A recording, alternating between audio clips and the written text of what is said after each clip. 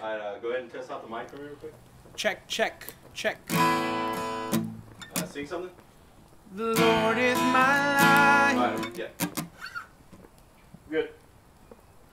The Lord is my light. The Lord is my light and my salvation. The Lord is my light,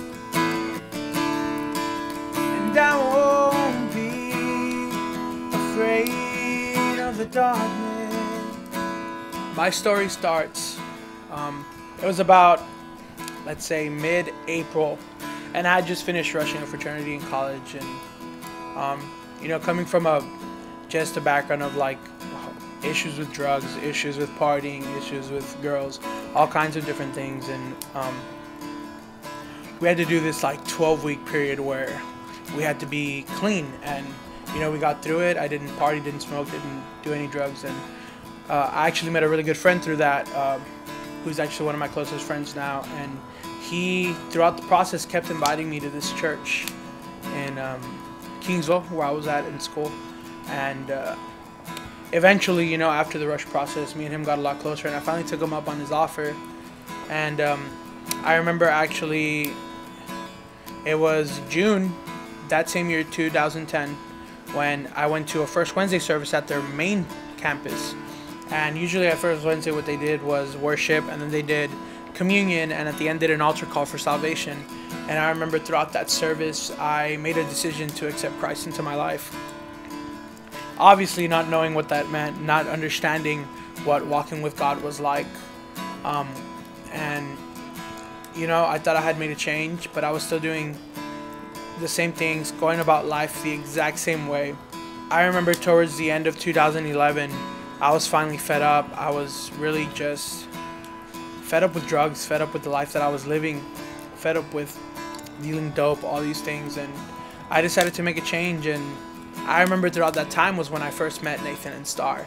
I met them through actually one of my friends that I met when I was in college, and he was volunteering at the time at TFC and helping out and playing with the worship team. And I remember walking in, it's when they were still renovating the building, and I remember talking with Nate and Star and telling Nate, you know, like, this place feels special. I can feel something different about this place that I had really never felt before.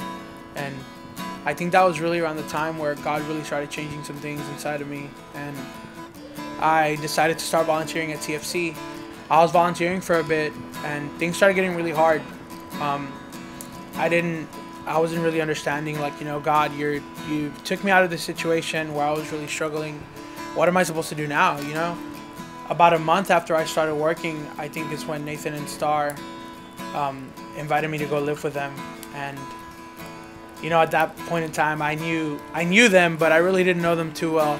And I prayed about it a lot and made a decision, you know, through God to move in with them. And I spent 18 months living with Nathan and Star.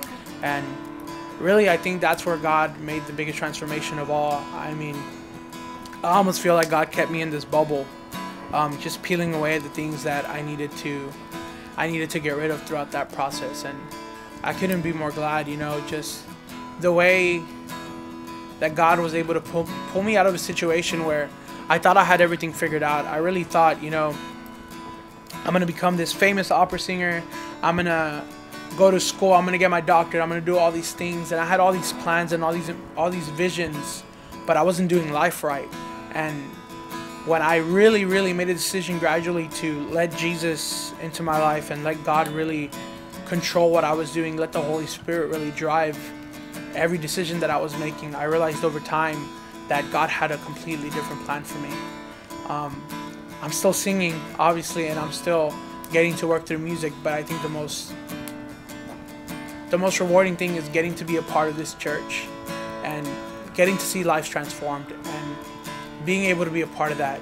And I thank God every day for the opportunity for being able to be a part of that.